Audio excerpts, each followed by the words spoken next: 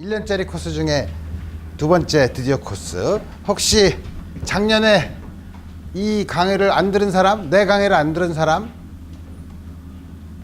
꽤 있네. 걱정하지 마. 다만 진도가 좀 약간 다를 뿐이야. 진도가 다른데 뭐냐면, 진도가 다른 게 무슨 뜻이냐면, 내가 가지고 있는 교재를 그리피스 책을 쓰는데, 그리피스 책을 어떻게 1년으로 나눌까 고민하다 보니 중간에 인터미션이라고 써 있는 페이지가 하나 있더라고요. 그래서 이거 좋은 생각이야. 그럼 여기서 딱 1학기를 마치자. 그랬더니 1학기 때 할 걸 다 했어. 너무 나갔어. 그래서 2학기 때 굉장히 재미있는 여러 가지를 할 수 있게 되었다 이거예요. 그래서 우리 2학기 때 주로 할 거는 뭐더라? 일렉트로마그네틱 웨이브에 대해서 볼 거예요. 그러니까 여러분들이 드디어 일렉트릭 필드 맥스웰 방정식에서 암페어 맥스웰의 법칙을 집어넣는 순간 이제 일렉트릭 필드가 시간에 따라서 변하면 마그네틱 필드를 만들고, 마그네틱 필드가 시간에 따라서 변하면 일렉트릭 필드를 만들고, 이 두 개가 서로 피드백을 일으켜서 계속 진동하면서 진행하는 파동을 만들 수 있다.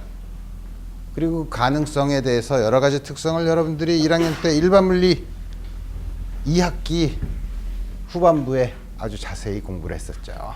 이제 그거보다 좀 더 정량적으로 우리 전공 과목에서는 항상 좀 더 퀀티테티브하게 여러분들한테 그 내용을 보고 싶어 하는 거니까. 그래서 우리는 2학기는 이번 전자기학 2는 일렉트로마그네틱 웨이브의 모든 것에 대해서 공부를 할 거예요.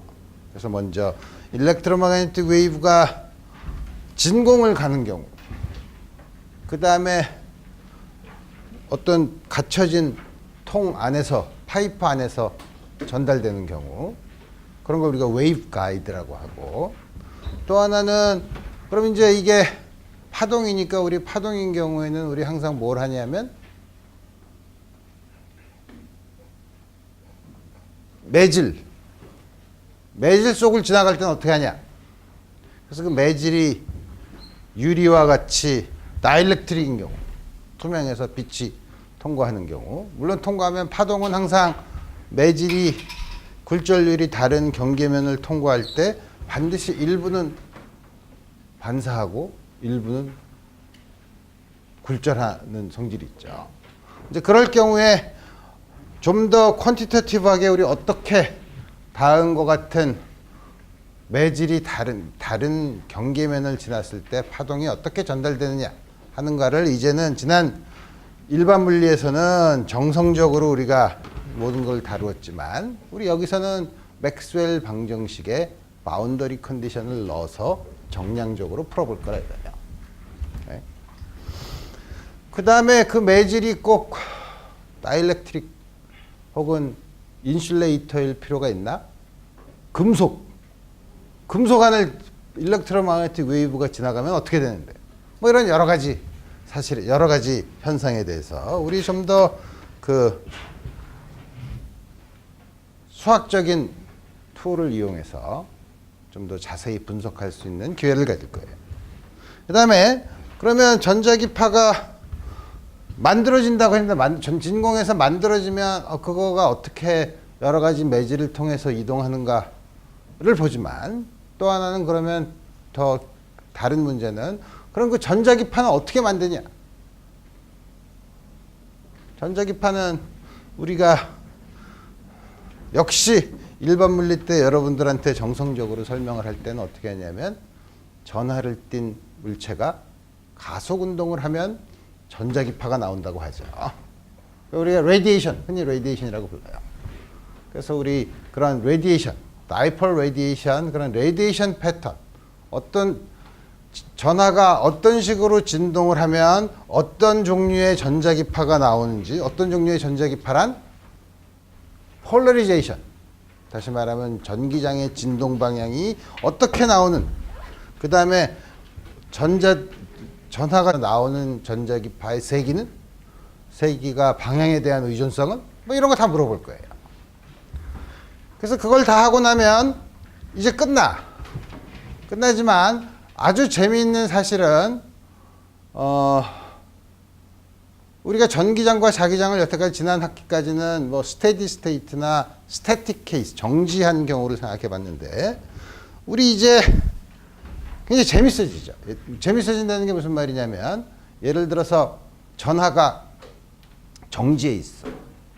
그럼 우리 그 전하가 만들어내는 여러 가지 필드에 대해서 할 수 있는 얘기는 스태틱한 쿨럼 필드를 만들어내잖아. 그죠? 그러면 전하가 정지하고 있는데 내가 전하에 대해서 상대적으로 움직이면 거꾸로 생각해 보면 내가 정지해 있는 관측계에서 보면 전하가 움직이죠. 전하가 움직이면 어떻게 되나? 전류가 생기죠. 전하가 이렇게 움직이면 전류가 흐르는 거잖아요. 그럼 자기장이 생겨. 그죠?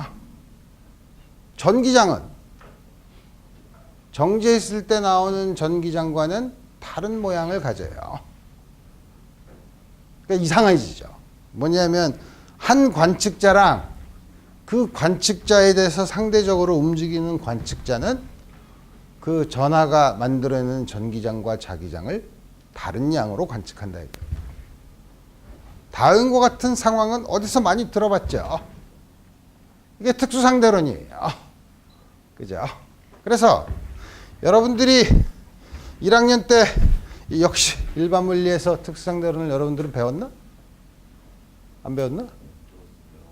여러분들 때부터 아마 들어왔는데 그때 내가 끊임없이 1학년 때 특수상대론을 강의하는 거를 반대한 사람 중에 하나인데 왜냐하면 일반 물리에서 한 주일 동안 특수상대론을 배우면 상대론의 공식만 외워.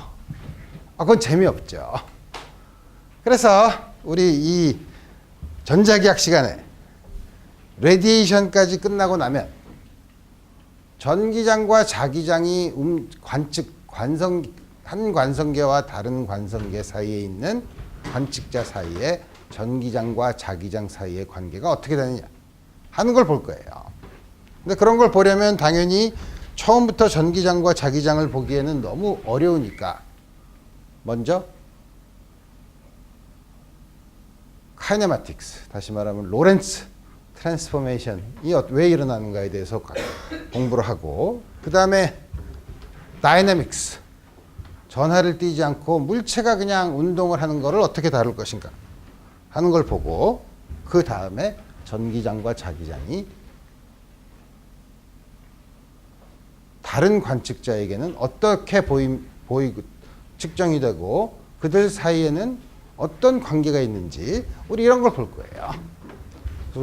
그래서 이 학기는 그 다음과 같은 크게 세 가지 토픽, 다시 말하면 일렉트로마그네틱 웨이브의 프로퍼게이션, 전달되는 거, 그 다음에 일렉트로마그네틱 웨이브의 프로덕션, 레디에이션, 그 다음에 스페셜 렐러티비티, 이렇게 세 가지 토픽을 가지고 여러분들과 이번 학기를 공부를 하겠다 이거예요. 그 다음에 이 강의를 진행하는 패턴은 대부분이 지난 학기에 들었으니까 그 사람들은 어떻게 진행되는지 알 테고, 어떻게 진행되냐면 시험 2번,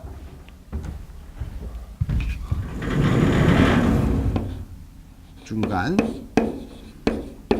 기말, 그 다음에 숙제.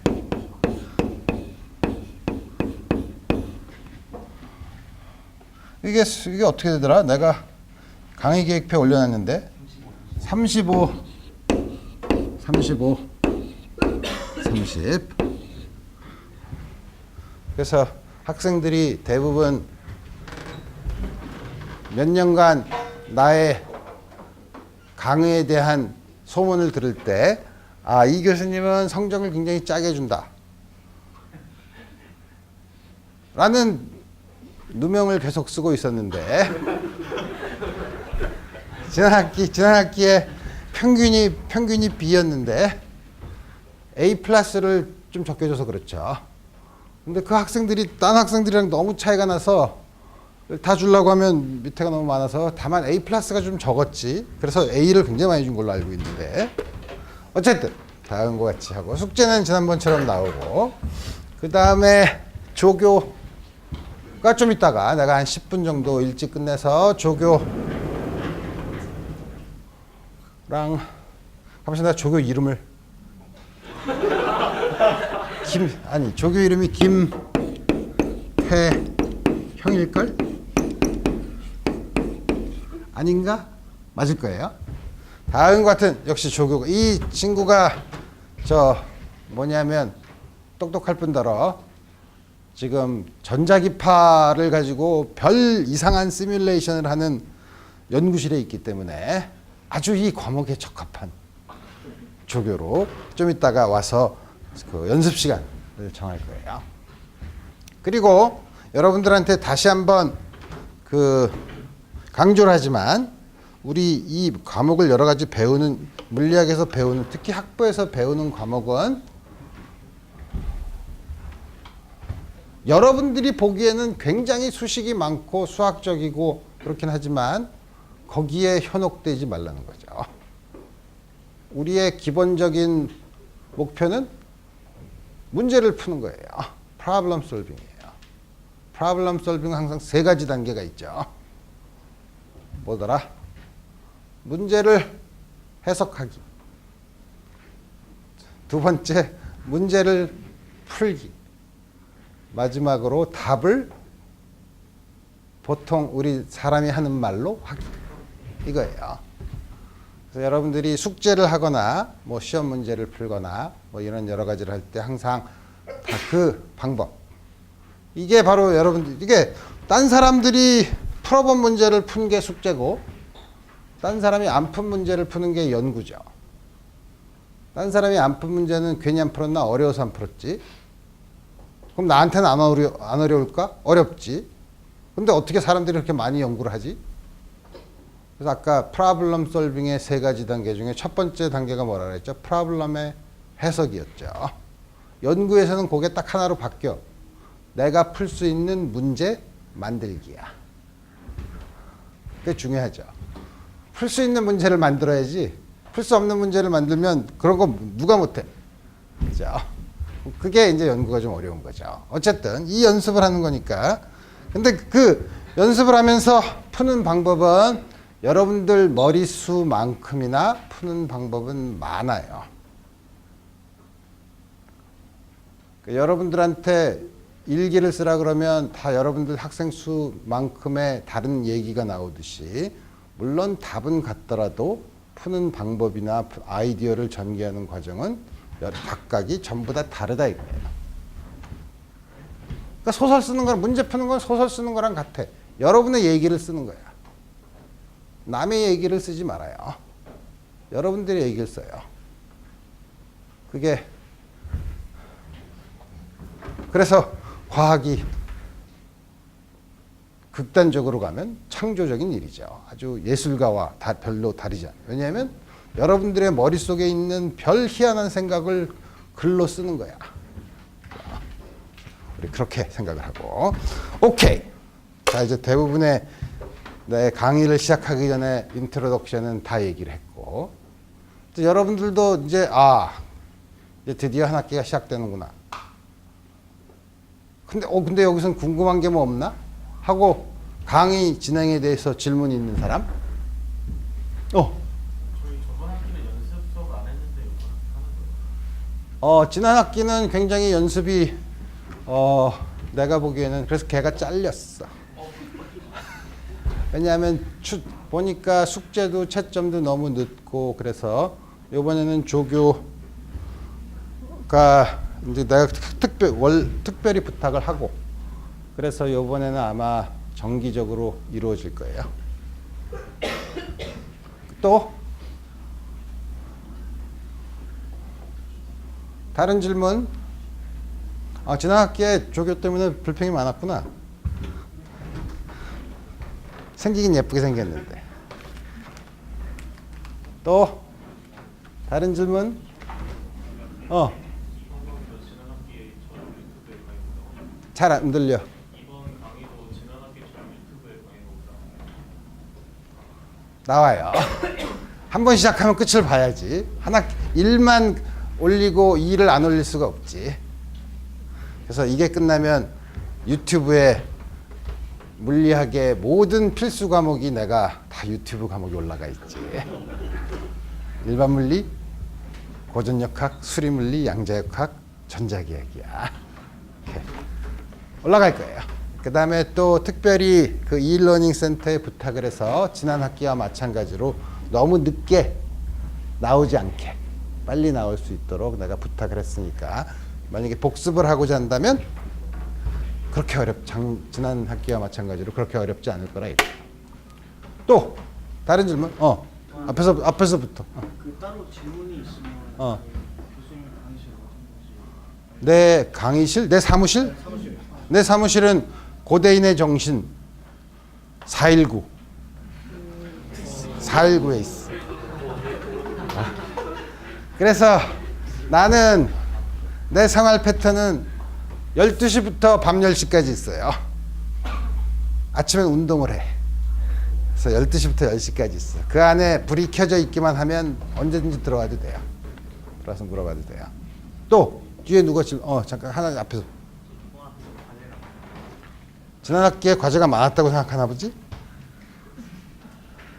그냥 물어보는 거야. 원래 내 강의가 별로 인기가 없는 이유 중에 하나가 뭐냐면 학생들을 막 밀어붙여요. 막 밀어붙여서 어떻게 하냐면 정말 힘들다. 요게 벽인 것 같은데 할 때 확 밀어버려요. 그래서 학생들이 좀 힘들어해. 난 전공 과목은 그래야 한다고 생각해요. 그래서 모든 악명을 뒤집어 쓰고 난 밀어. 그래서 내 강의 평가 그렇게 좋지는 않아. 그렇지만 여러분들한테 전공 과목은 필수 과목은 아주 하드 트레이닝으로 그렇다고 해서 여러분들이 지난 학기의 경험상 다 살아왔잖아. 그죠? 그러니까 밀다가 여기는 아닌 것 같아 라는 생각이 드는 순간 확 밀어버리는 거예요. 마지막에. 그러면 갑자기 세상이 달라져. 내가 이걸 넘어섰어. 내가 못할 게 뭐 있어. 이런 생각으로 바뀌죠.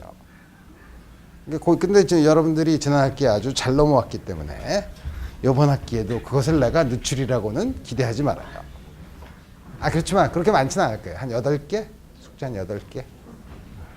또 뒤에 하나 질문 있었는데 지난번에 열었는데 처음에만 있더니 그 다음에 인기가 흐지부지해졌어. 하고 싶어? 개인적으로는 좋았어? 좋아. 그럼 열자. 한 사람이라도 하면 그럼 내가 지금 강의가 끝나고 바로 저 가서 블랙보드에서 열 테니 그럼 우리 그 한번 열어서 또 한번 해보도록 합시다. 또 토론방 개인들만이 안 되는 건가? 개인들끼리? 아니요. 교수님이랑 1대1 질문이요. 교수님한테 1대1로 질문하는 그 토론방 있다 하셨잖아요. 그게 있었는데 아무도 안 들어오더라고. 그거 안 듣는 아니 이게 토론방이 아니라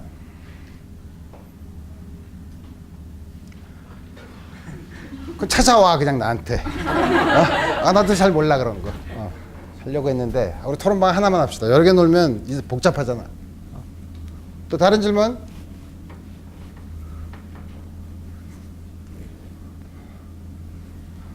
질문이 없으면 강의를 시작하도록 합시다.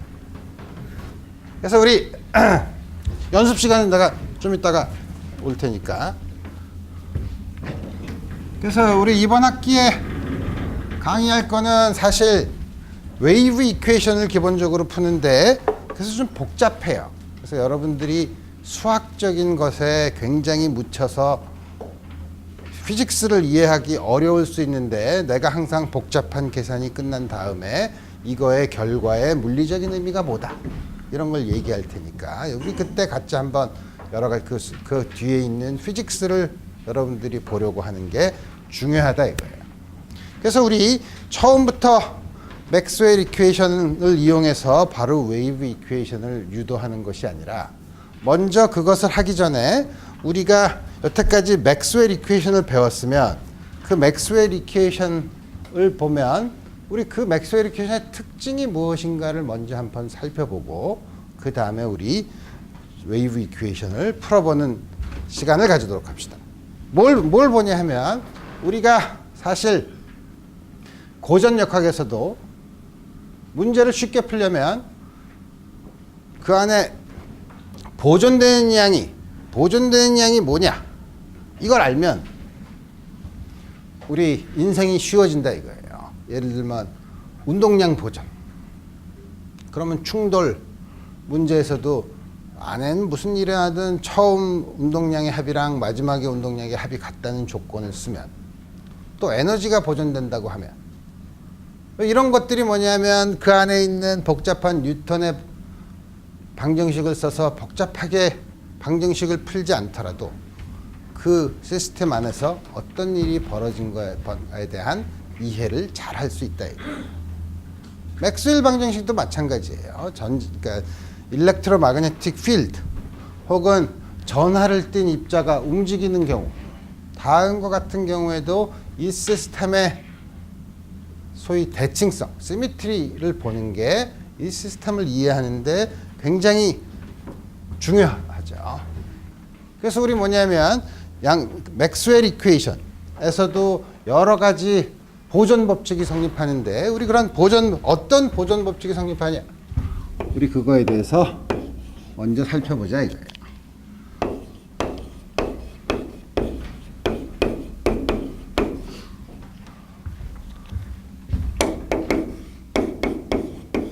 그렇다고 뭐 새로운 여러분들이 여태까지 모르는 새로운 보존 법칙을 더 여러분들한테 도입하는 것이 아니고 여러분들이 일반 물리 혹은 고전역학에서 배웠던 여러 가지 보존 법칙이 전기장, 자기장이 있을 때는 어떤 식으로 확대되는가 하는 걸 볼 거라 이거예요.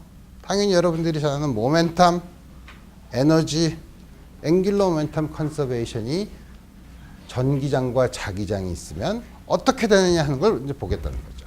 근데 그것보다 이제 제일 먼저 전자기학에서 가장 중요한 건 뭐냐면 컨서베이션 중에 제일 중요한 게 뭐냐면 가장 중요하면서도 간단한 게 전하의 보존이죠.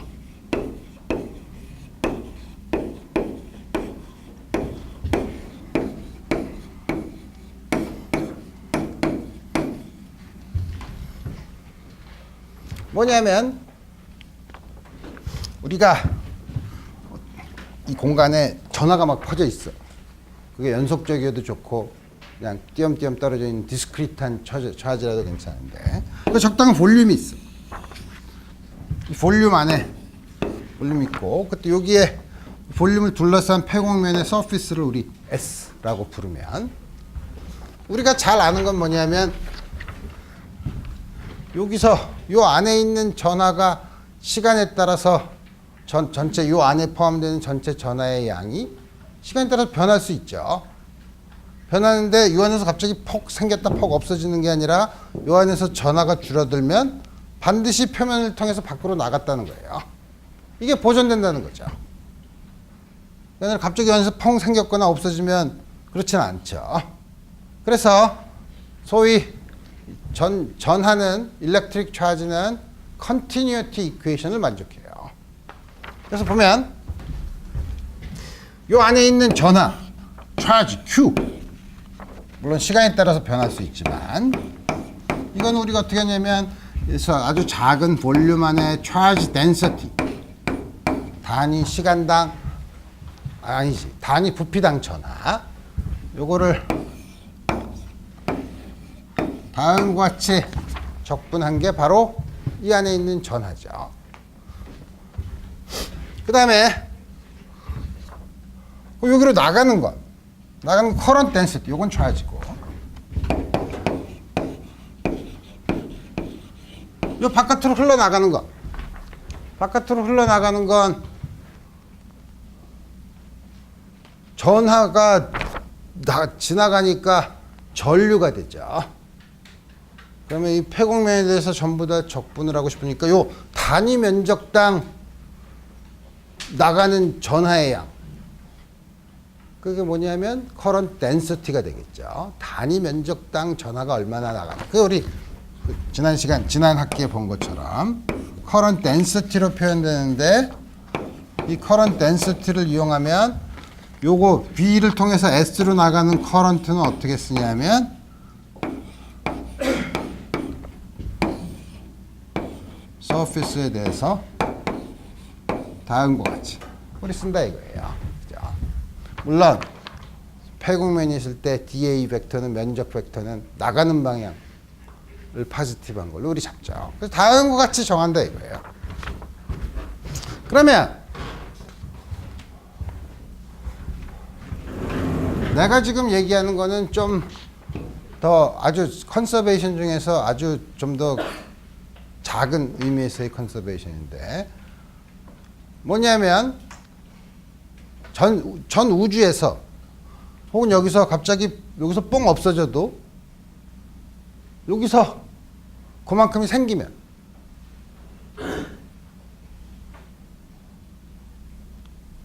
생기면 전체적으로는 차지가 컨서브 되지만 요 가운데 생기고 없어진 거에 요 안에 작은 볼륨을 잡으면 그 볼륨에 대해서는 차지 컨서베이션이 성립하지 않을 수 있죠. 그래서 보면 전 우주에 예를 들어서 전하가 보존된다. 우리 이런 건 소위 말하는 글로벌 컨서베이션이라고 얘기해요. 근데 우리 그런 거 말고 어떤 볼륨을 잡아도 요 안에서의 전하가 줄어들면 반드시 바깥으로 나가거나 전하가 들어가면 바깥에서 들어온다. 이렇게 하는 거는 어느 볼륨을 잡아도 된다라고 하면 우리가 그 소위 말하는 로컬 컨서베이션을 얘기하는 거죠. 글로벌 컨서베이션이 만족한다고 해서 로컬 컨서베이션이 만족하는 건 아니지만 로컬 컨서베이션이 만족되면 반드시 글로벌 컨서베이션은 돼요. 그죠? 그래서 우리 로컬 컨서베이션을 볼 거라 이거예요.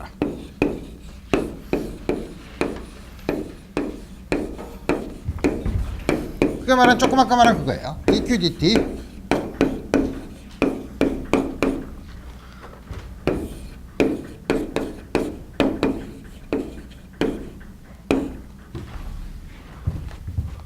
나가는 양 반대로 그만큼 줄어드니까 그죠? 나가면 나갈수록 줄어드니까 여기 마이너스 부호가 붙은 건 바로 그 이유 때문에 그렇죠. 다음과 같이 주어져 있고 이제 이걸 가지고 이제 특별한 볼륨을 잡아서 이렇게 했으니까 우리 이거를 좀 더 형태를 바꿔서 쓰면 여기 마침 자리가 있으니까. 근데 왜 이렇게 어두워? 불은 다 켰지?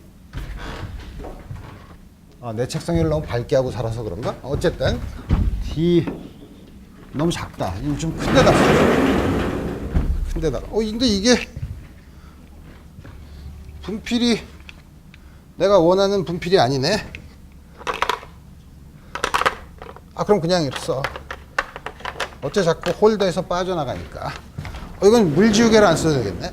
어쨌든 DDT 조금 아까 우리 쓴 걸로 보면 Q가 뭐라 그랬더라? 이거라 그랬죠.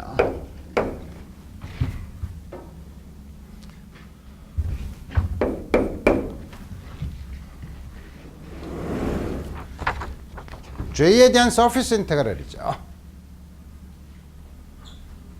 다이버전스 티어리엄을 쓰면 볼륨 인테그럴로 바꿀 수 있죠. 그죠? 우리가 어떻게 쓸 수 있냐면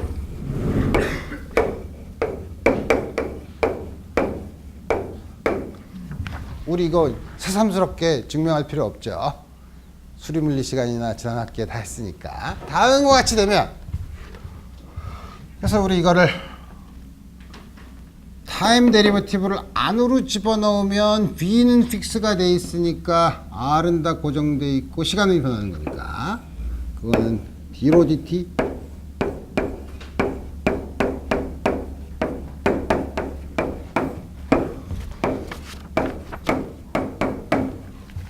다음 같은 게 성립하고 이게 임의의 로컬 컨서베이션은 임의의 볼륨에 대해서 성립하면 안에 있는 인티그란드가 0이 돼야 되죠. 아주 쉬워.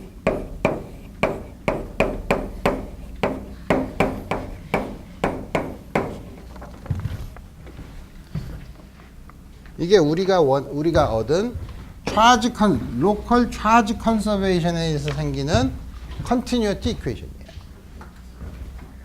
이게 뭐가 그렇게 중요하냐? 이게 나중에는 이 전 맥스웰 이퀘이션이 가지고 있는 다른 대칭 로컬 시미트리라는 게 있는데, 그런 걸 우리가 뒤에서 보면 나중에 게이지 시미트리라는 게 있는데, 게이지 시미트리의 결과예요. 차지가 보존. 그래서 다음과 같은, 어쨌든 그건 나중에 생각하고, 다음과 같은 결과를 만족해요. 근데 여러분들이 이거는 이게 나와 있고, 가만히 있어보자. 로랑 J가 나온 이퀘이션이 이거 말고 펀더멘탈 이퀘이션 중에 있잖아. 맥스웰 이퀘이션에 있죠. 그죠? 맥스웰 이퀘이션에서 다이버전스 E의 로가 있고 또 J도 있죠. J는 맥스웰, 암페어 맥스웰 방정식에 J가 있죠. 소스에 관한 게 J가 있죠. 그러면 가만히 있어봐. 헷갈리네. 그러면 맥스웰 방정식이 있고 맥스웰 방정식에 나타나는 로랑 J는 이 컨티뉴어티 이퀘이션을 만족해야만 하나? 로랑 J가 아무거나 있으면 안 되나 보지? 이게 독립적인 맥스웰 방정식 이외의 독립적인 조건인가? 아니에요. 이 식은 맥스웰 방정식에서 유도할 수 있어요. 그래서 전자기학에서 전자기적인 상호작용에서 전하 보존이 나온다는 거죠. 다시 말하면 맥스웰 방정식에 나타나는 커런트 덴시티나 로는 아무 함수나 될 수 없어. 반드시 다음과 같은 차지 컨서베이션을 만족하는, 다음과 같은 조건을 만족하는 차지 덴시티랑 커런트 덴시티만 존재할 수 있다는 거죠. 오케이. 이거 아주 간단한 차지 컨서베이션이고, 우리가 앞으로 컨서베이션은 3개를 더 볼 텐데, 에너지, 모멘텀, 앵귤러 모멘텀 컨서베이션을 볼 거예요. 그 당연한 걸 못 알아봅니까? 근데 만약에 여러분들 여태까지 우리 모멘텀 컨서베이션, 그럼 모멘텀 컨서베이션, 전하를 띈 입자가 움직이는 거면 그 입자의 운동량을 계산하면 되겠네. 그럼 전하를 띈 입자가 여러 개가 있으면 그거의 운동량을 다 더하면 그거의 합은 시간에 따라서 변하지 않겠네. 라고 하면 문제가 있다는 거예요. 전자기학에서는. 왜? 전기장과 자기장이 있으면 전기장, 자기장이 가지는 필드가 가지는 모멘텀이 더 있어요. 헷갈리죠. 그래서 왜 그런가 이제 차근차근 살펴보도록 합시다. 그것도 역시 맥스웰 이퀘이션에서 나오는 거예요. 여러분들이 모든 뉴턴의 방정식에서 왜 모멘텀 컨서베이션이 나왔지? 뉴턴의 제3법칙 때문에 그렇죠. 뉴턴의 제3법칙이 작용 반작용이 있으니까 어떤 시스템이 전부가 이렇게 서로가 막 상호작용하고 있으면 둘씩 서로 상호작용하는 건 작용 반작용으로 상쇄가 되니까 그 시스템이 만약에 닫혀 있다면 그 안에서만 작용을 한다 그러면 외부에 힘이 없으면 그 안에서 하는 건 작용 반작용 때문에 합한 힘이 항상 0이죠. 그러니까 작용 반작용이 여태까지 여러분들이 뉴턴의 제3법칙의 작용 반작용을 도대체 어디다 쓴 거야? 작용 반작용의 법칙이 바로 모멘텀 컨서베이션을 얘기할 때 나오는 거예요. 작용 반작용 때문에 모멘텀 컨서베이션이 생겨요. 근데 전자기학인 경우에는 전하를 띤 입자 사이에 작용하는 거, 쿨럼 포스, 일렉트릭 필드에 의한 거는 그 당연히 반대 방향이야. 그래갖고 반대 방향이니까 거기에는 작용 반작용에 의해서 운동량 보존을 쉽게 얘기할 수 있지만 자기장의 경우에는 좀 복잡해요.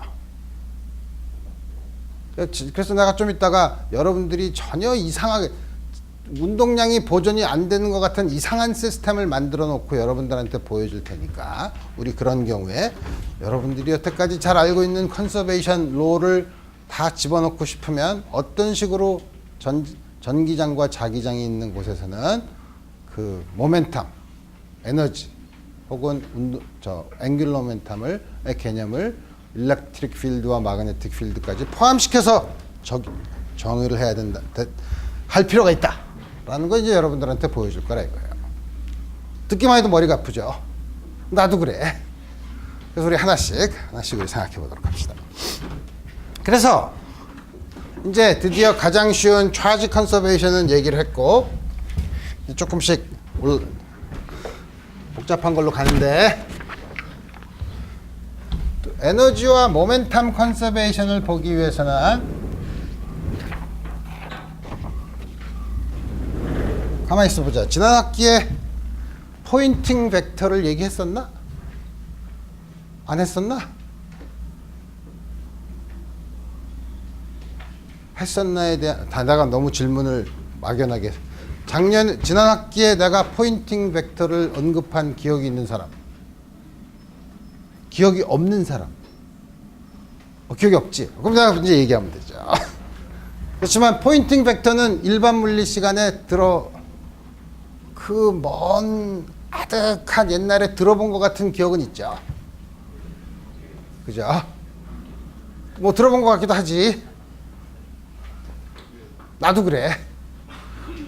그래서 그 포인팅 벡터가 왜 나왔나?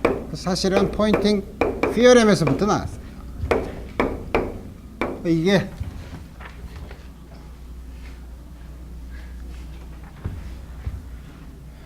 안 좋다.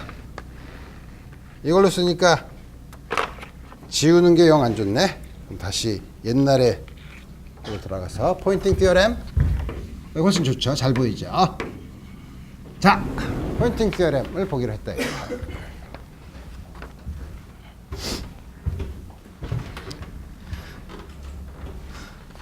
포인팅 티어렘을 볼래 무슨 에너지를 보는 거예요. 에너지를 보는데 우리가 전하를 띤 입자 말고 전기장과 자기장이 있으면 그 안에 에너지 저장된다 그랬죠. 전기장이 있으면 그걸 어떻게 만드냐고?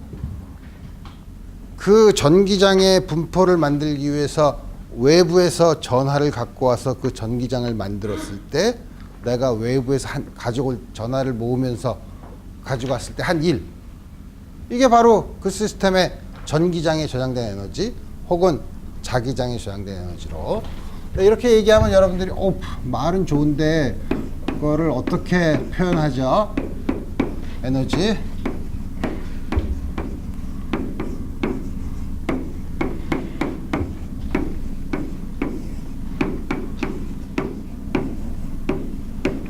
다음과 같이 쓰죠. 여러분들이 1학년 때 일반 물리 시간에는 유니폼한 필드가 일렉트릭 필드가 있는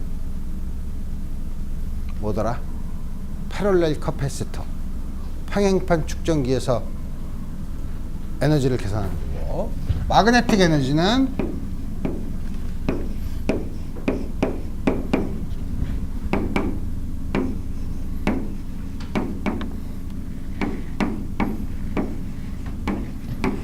물론 진공에서 지금 얘기해요. 다음과 같이 주어지죠.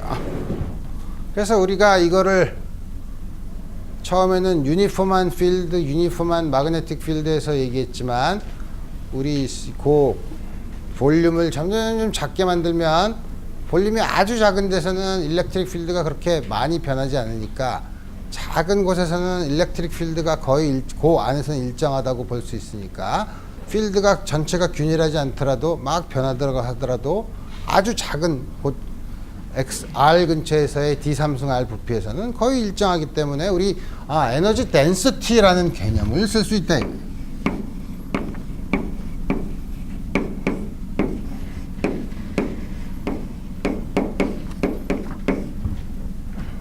U는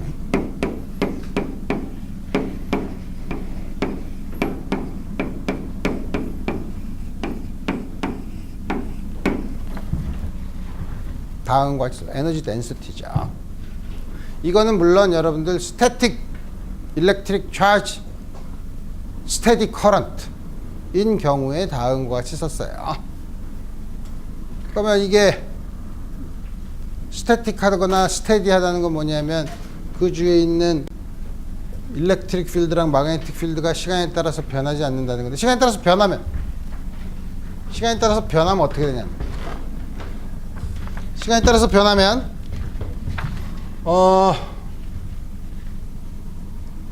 예를 들어서 어떤 부피 안에 이 안에 전하들이 막 있어. 지멋대로 움직여. 그 다음에 물론 외부에서 있는 것도 있지만 요것들만 있다고, 외부에서는 전기장이 없다. 요것들이 만들어내는 전기장과 자기장이 막 있다고 칩시다. 그래서 지 안에서 지멋대로 움직여. 그러면 우리가 관심 있는 거는 이 입자들이 움직이니까, 이 입자들이 단위 시간당 이 입자들이 움직이는 거, 입자들에 대해서 전기장과 자기장이 한 1, 단위 시간당 한 1. 우리 이걸 보려고 그래요. 그래서 이거 어떻게 보나? dWdt를 보고 싶은데, 이거는 전기장과 자기장이 아니라 그 안에 있는 파티클들에 대해서, 매터에 대해서 우리 어떻게 이걸 계산하고 싶은데, 이걸 계산하려면 가만히 있어보자. 어떻게 계산하더라?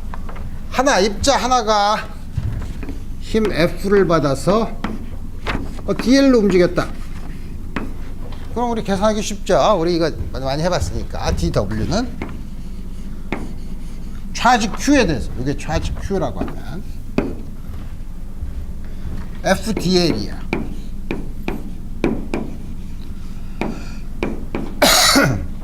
F는 이 안에서 나오는 거는 뭐 중력 이런 거 먹고 전기장과 자기장만 있다고 생각해 보면 당연히 로렌츠 포스죠.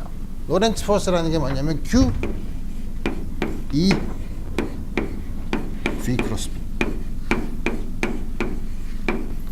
DL은 속도 V로 움직이고 시간 dt 동안이라면 다음과 같이 쓸 수 있죠.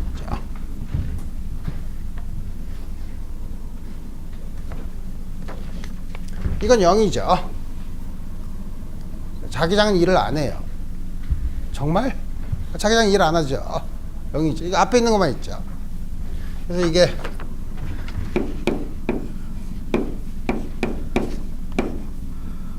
잘 써야지.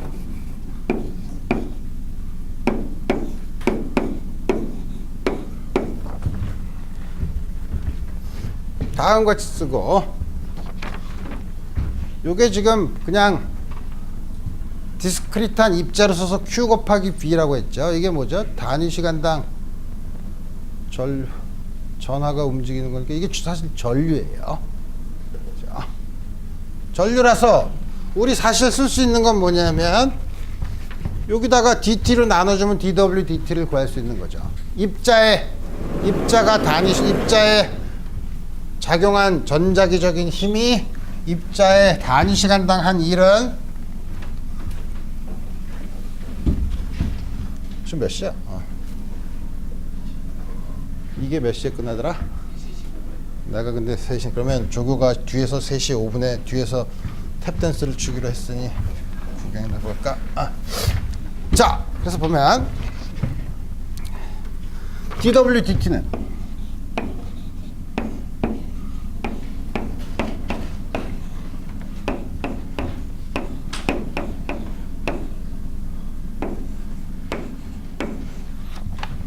다음과 같이 됐다 이거예요. 복잡한 식을 유도했어요. 그러고 나서 보니 요 인티그럴 안에 있는 요양 E.J E.J를 그냥 이렇게 표현하면 됐구나 하지만 우리가 이제 물리적으로 해석을 하면 뭐냐면 요게 단위 시간당 입자의 한 1이잖아. 부피를 곱했잖아. 그러니까 요거는 단위 시간당 단위 부피당 입자에 대해서 한 1이에요. 자, 단위 시간당 단위 부피당 입자에 대해서 한 1이야. 오케이. So what? 뭐 어쩌라고?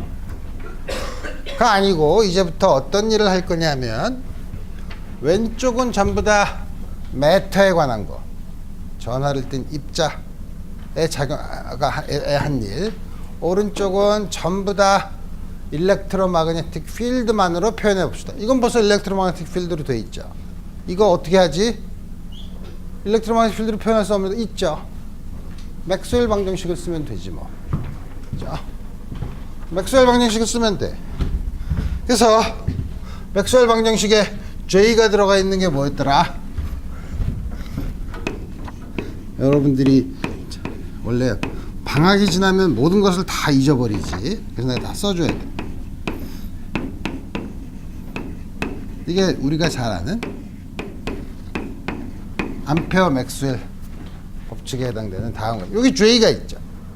그러니까 J 대신에 B와 E로 표현할 수 있죠. 그래서 우리 이 짓을 해보자. 그러면 E.J는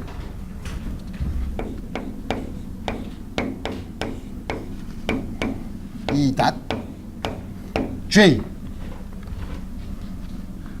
뮤 제로분의 컬 B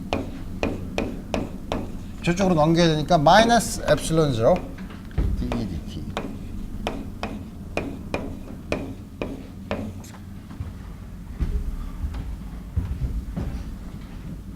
교수님 왜 진공에서만 하나요? 매터 안에서는 어떻게 하죠? 숙제로 나갈 거예요. 잘 봐야 돼. 유도 과정을. 그래서 이렇게 보면 언페어하지. 교수는 쉬운 걸 하고 어쨌든 그래서 이걸 보면 요 안에 있는 요양 E 헐 B 이거 어떻게 하지? 그래서 내가 다음과 같은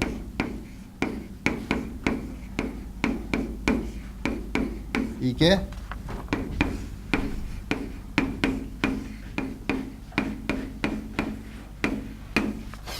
다음과 같이 된다고 선언하면 안 되지. 우리가 무슨 뭐 정치 집회를 하는 것도 아니고 선언한다고 해서 다 받아들여서 여러분도 아니고 유도를 해야죠. 물론 유도를 하지 않고 여러분들이 숙제를 내는 방법도 있죠. 그렇지만 이건 너무 간단하기 때문에 숙제를 내기에는 너무 트리비얼해. 숙제는 그래도 앉아서 이것을 내가 해야 될 것인가 고민을 하는 문제를 내야지. 이거는 우리가 잘 아는 것처럼 우리가 여러분들이 잘 아는 레비스-비타 심볼을 쓰면 처음에는 ddxi 그걸 di라고 씁시다. 그래서 나니까. 그 다음에 요거 i번째 컴포넌트를 끄집어내면 되죠. 엡실론 i jk ej bk. 그러고 나서 이거는 상수지만 이거는 x에 의존하니까 체인 룰을 써야죠. 그죠? 체인 룰 어떻게 먼저 앞에 거 먼저 미분하고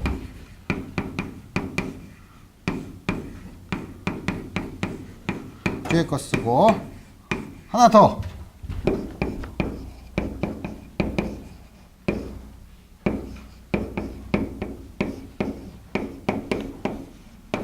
이렇게 써야죠.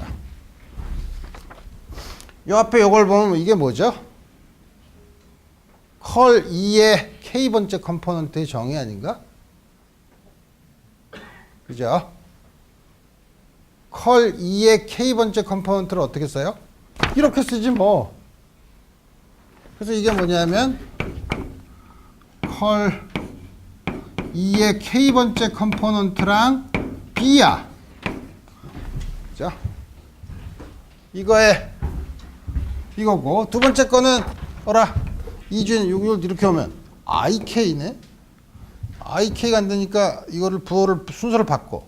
엡실론 jik. 그럼 마이너스 엡실론 jik야. 마이너스 엡실론 jik dibk. 컬 b의 j번째 컴포넌트죠. 자, 거기다 j를 곱한 거야.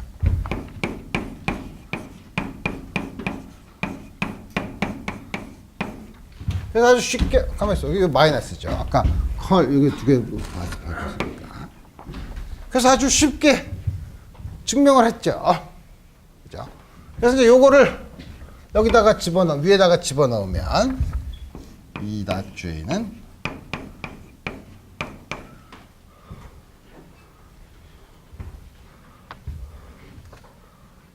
원어분 뮤제로 E 닷 컬 B 요거지 뭐. 이쪽으로 넘어가면 하나는 B 닷 컬 E 마이너스 이 다이버전스 E 크로스 B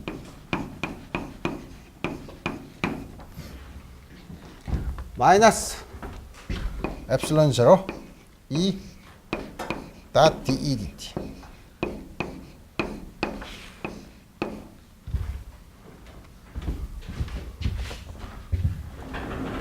요게 얼마죠? 파라데이 법칙 마이너스 dBdt예요. 그죠?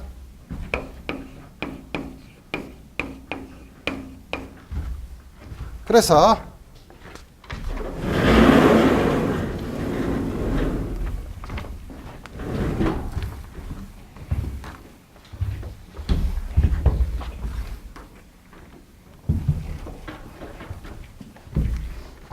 E 닷 J는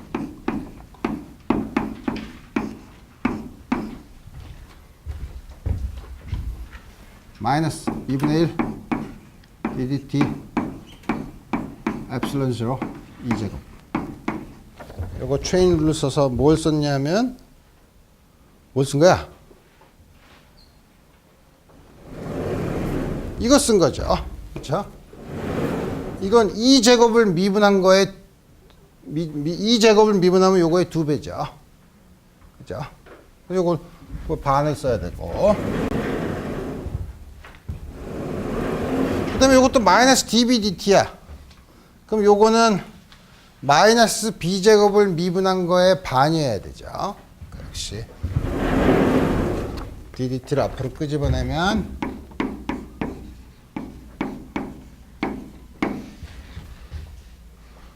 그다음에 마이너스 남은 게 뭐야?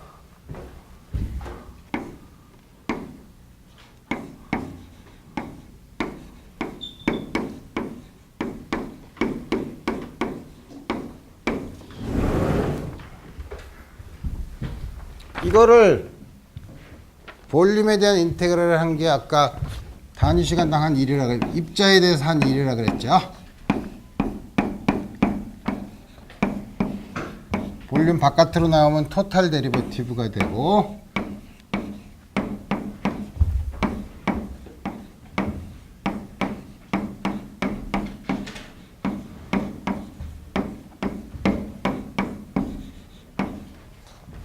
다이버전스 티어렘을 쓰면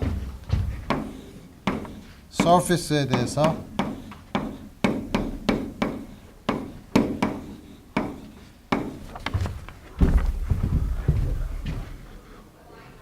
다음과 같이 쓸 수 있다는 거예요. 이게 포인팅 티어렘이에요. 포인팅 티어렘을 다 썼으면 이제 봐야지. 이게 somehow 컨서베이션 로우랑 비슷해요. 어떤 볼륨 안에 단위 시간당 전하에 대해서 일을 하면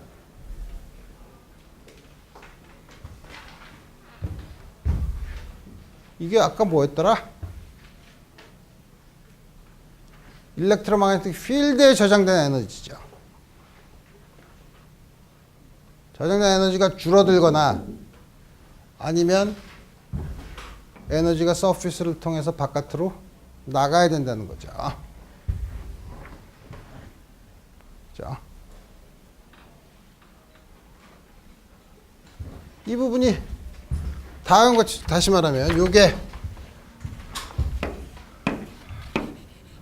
차지의 한 1이야. 우리 처음에 그걸로 시작했죠. 이게 뭐죠?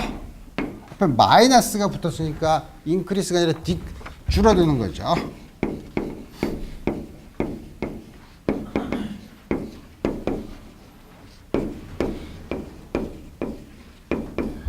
어쨌든 마이너스면 이거 뭐냐면 바깥으로 나가는 거.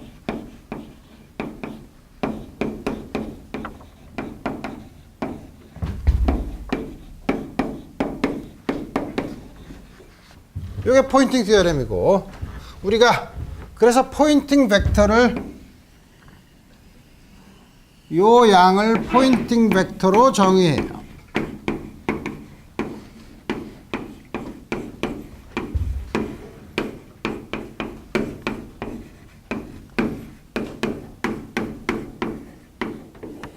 이 폼은 여러분들이 1학년 때 일반 물리에서 자, 포인팅 벡터를 이렇게 정해. 외워. 성질을 보면 전자기파일 때는 이게 바로 에너지 진행 방향이야. 지금 전자기파가 아닐 때도 그래요. 아닐 때도 포인팅 벡터는 있어. 스태틱한 필드라도 E와 B가 있으면 다음과 같은 포인팅 벡터가 에너지 플로우를 결정을 해요. 포인팅 벡터예요. 그래서 이걸 가지고 쓰면 이제 이렇게 쓸 수 있어. 어떻게 쓸 수 있냐? 요거 내가 원래 모멘텀까지 하려고 그랬는데 어쨌든 모멘텀이야. 다음 시간에도 하면 되니까 에너지 보존까지만 보면 S를 저렇게 정의했으면 우리 어떻게 할 수 있지? dWdt는 마이너스 ddt U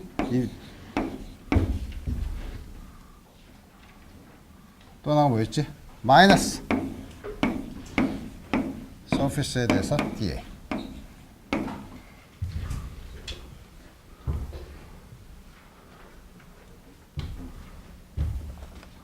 만약에 진공에서라면, 진공이라는 게 뭐죠? 전하를 띈 입자가 없는 거예요. 전기장과 자기장은 있을 수 있어. 당연히 이럴 경우에는 dWdt가 0이죠. 그럼 어떻게 하죠? 우리가 많이 본 다이버전스 티어렘을 쓰고 이게 0이면 뭐 임의의 볼륨에 대해서 항상 0이니까 인테그랜드가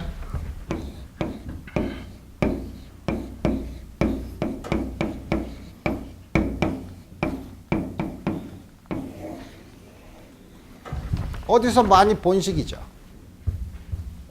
컨티뉴어티 이퀘이션이에요.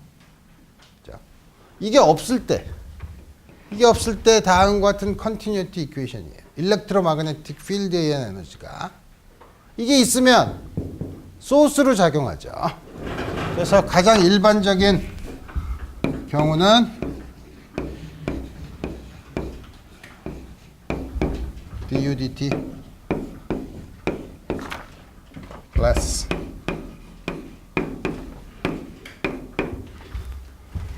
아까 dWdt가 뭐였더라? J.E에 대한 볼륨 인테그랄이었죠. 이거 J.E야.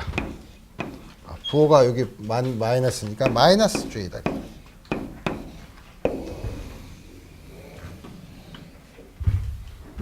이게 포인팅 티어렘의 결과예요. 이거 아까 거에서 보는 게 낫지. 물체의 전기장이나 자기장이 일을 하면 전기장, 자기장이 저장된 에너지가 줄거나 전기장, 자기장이 가지고 있는 에너지가 바깥으로 나가는 거예요. 이걸 다 이쪽으로 넘기면, 이쪽으로 전부 다 넘기면 합한 게 0이죠. 무슨 말이냐면 전기장에서 물체의 한 일, 전자기장의 에너지를 합하면 그게 줄어들거나 늘어나는 건 반드시 그 서피스를 통해서 포인팅 벡터에 의해서 나가거나 들어오는 거에 의해서 결정된다는 거죠. 그래서 이게 에너지 플로우를 나타내는 벡터예요.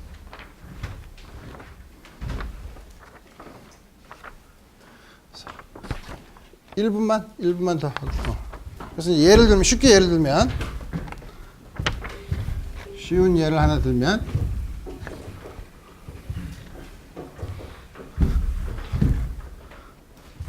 우리가 반지름 A인 금속에 길이가 L이야. 여기에 포텐셜을 V를 걸어줘서 흐르는 전류가 I야. 그럼 어떻게 되죠? 단위 시간당 여기서 나오는 에너지는 I 곱하기 V지 뭐. 그죠? 열 에너지로 방출되는 게 I 곱하기 V죠. 그거를 포인팅 벡터로 계산할 수 있어요. 전혀 다른 개념이죠. 포인팅 벡터로 계산하면 E는 B 나누기 L. 우리가 보는 서피스는 요 서피스만 보면 되니까 지금 요 서피스 인테그랄을 계산하는데 요 서피스를 보면 되니까 요 서피스에서 B는 뮤제로 I 2파이 A. 우리 이거 잘 알죠? 도선에 지나가면 그 주위에 자기장이죠. 그 다음에 파이는 이 방향이고 전기장은 이 방향이야. 전기장은 이 방향이고 파이는 이게 도는 방향이니까 E 크로스 B는 안으로 들어오는 방향이죠. 자, 안으로 들어오는 방향이 전부 다. 그래서 S는 1/뮤 제로 I 2파이 뮤 제로가 없어지고 VI 2파이 AL.